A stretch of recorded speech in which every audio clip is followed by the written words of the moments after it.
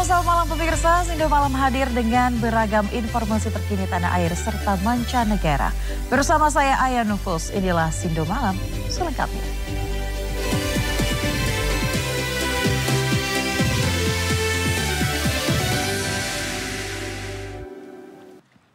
Kita ke informasi pertama pemirsa, kapal patroli TNI AL Lanal Tanjung Balai Asahan menggagalkan penyelundupan 71 orang TKI ilegal ke Malaysia di perairan Batubara. Sejumlah ABK dan nahkoda terjun ke laut hindari tangkapan petugas. Berhenti. Stop. Jangan kau. Angkatan laut ini, nggak apa-apa. Udah, tenang aja. Ya, santai. Inilah detik-detik saat kapal patroli milik TNI Angkatan Laut dari Lanal Tanjung Balai Asahan mengejar kapal yang mengangkut sebanyak 71 orang pekerja migran ilegal di perairan Batubara, Sumatera Utara. Kapal motor terus berjalan tak mau berhenti karena nahkoda dan ABK terjun ke laut saat akan ditangkap. Beruntung petugas akhirnya berhasil menghentikan kapal dan memeriksa seluruh penumpang kapal. Diketahui kapal dengan penumpang pekerja migran berlayar menuju ke Malaysia. Usai diamankan, ke-71 pekerja migran ilegal dan 6 orang anak dibawa ke Mako Lanal Tanjung Balai dan akan diserahkan ke kantor imigrasi Tanjung Balai Asahan. Dari Asahan, Sumatera Utara, Ulul Amri, iNews melaporkan. Pemirsa, polisi belum tetapkan tersangka kasus pengeroyokan seorang mahasiswa UKI yang tewas di kampusnya. Namun jumlah saksi yang diperiksa bertambah menjadi 27 saksi.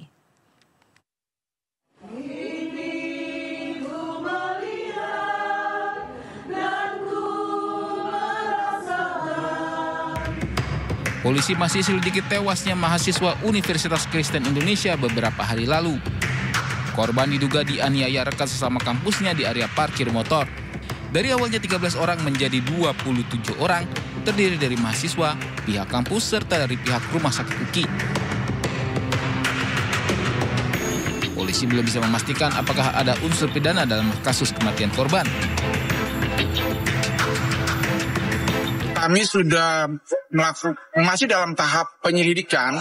Tahap penyelidikan itu apa? Tahap untuk mengumpulkan barang alat bukti, ya, mengumpulkan alat bukti untuk kita dapat memutuskan apakah ini merupakan tindak pidana atau bukan. Jadi minimal 2 alat bukti. Jadi sesuai dengan isu-isu yang beredar dan ada juga video yang beredar, itu sampai kami juga bisa menanyakan bahwa di mana pidananya itu di mana. Jadi kami masih terus mengumpulkan alat bukti, saksi-saksi yang sudah kita periksa sampai hari ini. Hari yang ke-8 ini dari mulai laporan polisi itu sudah sebanyak 27 saksi. Dari pihak UKI ada 7 saksi, 1 dari rektorat, 1 dari otorita kampus, dan 5 dari tenaga security. Hingga saat ini polisi juga belum menetapkan adanya tersangka dalam kasus ini. Sementara sejumlah barang bukti diamankan, mulai dari botol bekas minuman keras yang ditemukan di TKP, serta rekaman CCTV. Dari Jakarta, Rio Manik, iNews melaporkan.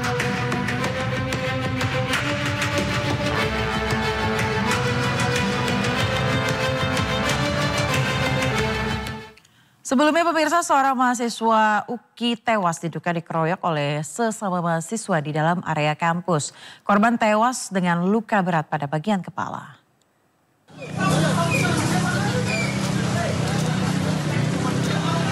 Inilah video amatir yang memperlihatkan aksi pengeroyokan yang terjadi di area parkir motor kampus UKI pada Selasa malam. Dalam aksi ini, seorang mahasiswa Visipol Universitas Kristen Indonesia berusia 22 tahun tewas. Korban diduga tewas karena mengalami luka pada bagian kepala setelah dikeroyok sesama mahasiswa UKI. Jenazah korban kemudian disemayamkan di Rumah Sakit Polri Kramat Jati, Jakarta Timur sebelum akhirnya diberangkatkan ke pemakaman dekat rumahnya untuk dimakamkan. Sejumlah rekan korban sesama mahasiswa UKI melangsungkan tabur bunga dan menyalakan lilin di lokasi tewasnya korban. Aksi tabur bunga dilakukan sebagai bentuk solidaritas. Saat ini dugaan kasus pengeroyokan tengah ditangani petugas kepolisian dari Polres Metro Jakarta Timur. Dari Jakarta, Rio Manik, iNews melaporkan.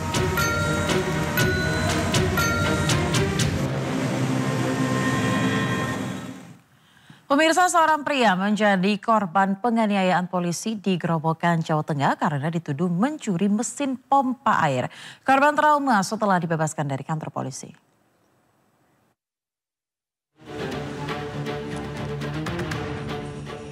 Polisi bersama warga menangkap seorang pria di desa Sobo, Gayer, Grobogan dan langsung mengintimidasi serta menganiaya. Korban dituduh mencuri pompa air, namun tidak mengakui, sehingga dibawa ke kantor Polsek Gayer. Korban Kusyanto, warga di Moro sama sekali tidak mengakui hingga dibebaskan polisi. Pria pencari bekicot ini tidak terima dengan perilaku polisi yang menganiaya. Makanya nama baiknya bisa kembali gitu kan cuman perdamaian secara di Polres, tapi di masyarakatnya kan belum ada klarifikasi. Sebenarnya tidak terima ya karena nama baiknya rusak itu. Ya dibilang rusak atau gimana ya maksudnya yang kalau aku merasa sendiri ya seperti itu, tapi orang lain kan nggak perlu menanyakan seperti itu, maksudnya ya udah tahu gitu kan tapi nggak ada klarifikasi di tempat sono kan ya gimana. Aibda IR melakukan tindak kekerasan karena korban tidak memberikan jawaban dan menghindari amuk warga. Polres Grobogan akan melakukan penyelidikan dan akan melakukan pemeriksaan terkait video viral tersebut sesuai dengan aturan yang berlaku. Aibda IR bahkan langsung menghilang usai korban dibebaskan dari Polsek Gayer. Dari Grobogan, Jawa Tengah, Rustaman Nusantara melaporkan. Kita ke informasi lainnya, pemirsa. Gunung Marapi di Kabupaten Agam, Sumatera Barat kembali erupsi. Letusan disertai suara dentuman dengan amplitudo maksimum yang cukup kuat mencapai 30,4 mm membuat warga berhamburan keluar rumah. Angke balik. Abuna biko nang kano.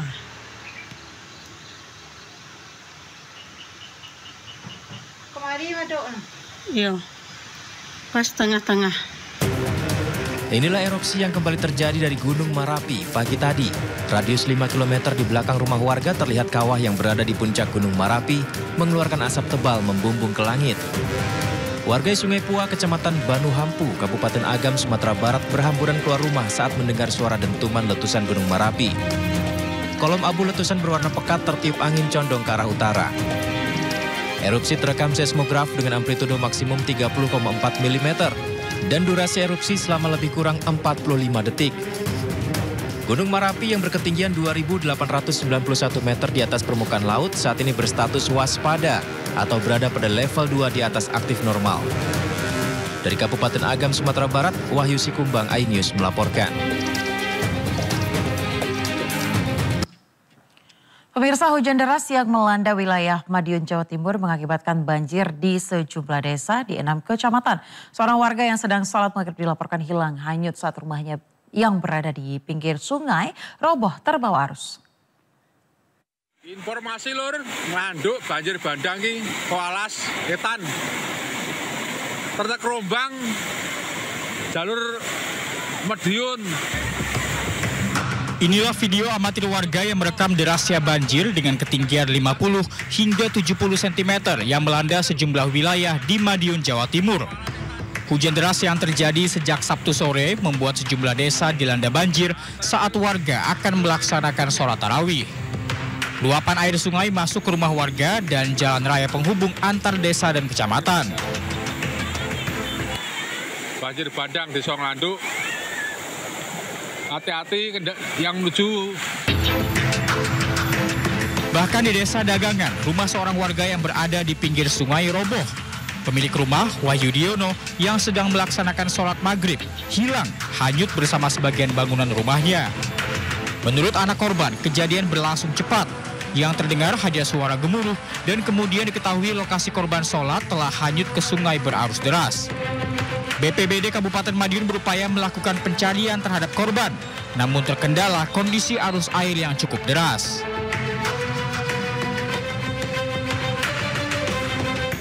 Pada saat sholat maghrib itu ada salah satu tanggul atau talud di sisi jembatan itu terjadi longsor ambrol karena tergerus air sungai Brangkal. Korbannya dari penghuni rumah ada satu orang. Kebetulan tadi beliau sedang melaksanakan sholat maghrib di mana bangunan yang di dalam rumah itu yang ruang musola yang digunakan untuk tempat sholat itu memang berada di atas pelengsengan. Hingga saat ini sejumlah rumah warga masih terendam. Warga pun membersihkan rumahnya serta mengungsi ke musola setempat.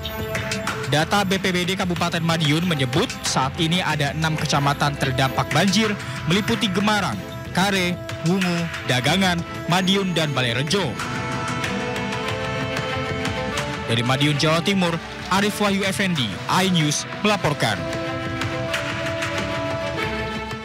Pemirsa, banjir akibat luapan Sungai Citarum membuat jalan penghubung kota dan kabupaten di kawasan Dayuhkolot, Kabupaten Bandung terendam banjir hingga mencapai kedalaman 70 cm.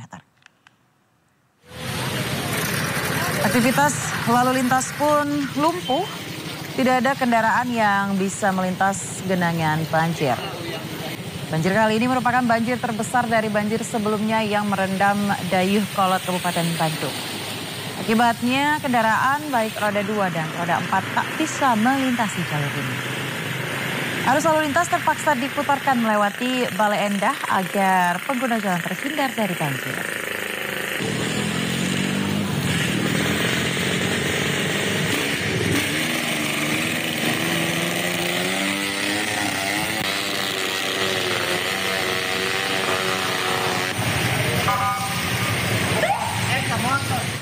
Sementara itu, lebih dari 2.000 warga terdampak banjir di Kecamatan Cimanggung, Kabupaten Sumedang, Jawa Barat. Ketinggian air hampir mencapai 2 meter membuat sejumlah warga termasuk lansia harus dievakuasi dengan perahu karet.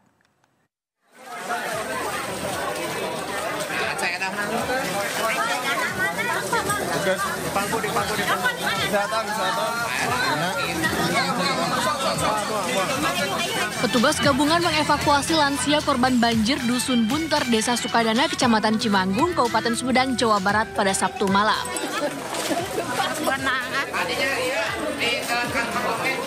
Selain sang nenek, ada puluhan warga yang turut dievakuasi petugas. Menurut salah satu warga, kawasan tersebut langganan terjadi banjir. Namun kali ini merupakan yang terparah, bahkan ketinggian air ada yang mencapai hampir 2 meter. Sementara itu banyak pula warga yang masih memilih bertahan di lantai 2 rumahnya meski tanpa penerangan. Makanya barusan kami paksa mau nggak mau ya, soalnya debit airnya udah makin tinggi, sama di sana udah nggak ada stok makanan, air bersih buat minum juga udah nggak ada. Segimana banjirnya teh? Penting. Kalau nggak salah tadi tuh ada ya 1,8. Oh, hampir 2 meter ya? 2 meter ya. Pihak Pemkab Sumedang mendata sebanyak 260 kepala keluarga dan 2.000 jiwa di 4 desa Kecamatan Cimanggung, Sumedang terdampak banjir. Air minum mana? Desa Cianjuang dan Desa Sukadana menjadi lokasi terparah dengan ketinggian air hingga 177 cm. Ini masih sedang proses evakuasi, ada beberapa kecil lagi dan lansia yang harus kita evakuasi. Total berapa Pak? Kemarin hampir 2.000 jiwa kita itu 4 desa. 263 kakak. 263 kakak. Dengan kurang lebih hampir 2.000 jiwa total dari 4 desa. Pemkab Sumedang berencana menetapkan status tanggap darurat bencana banjir Cimanggung. Sementara BPBD menyiapkan sejumlah titik pengungsian dan dapur umum di kantor Kecamatan Cimanggung. Dari Sumedang, Jawa Barat, Ben Heva, iNews melaporkan.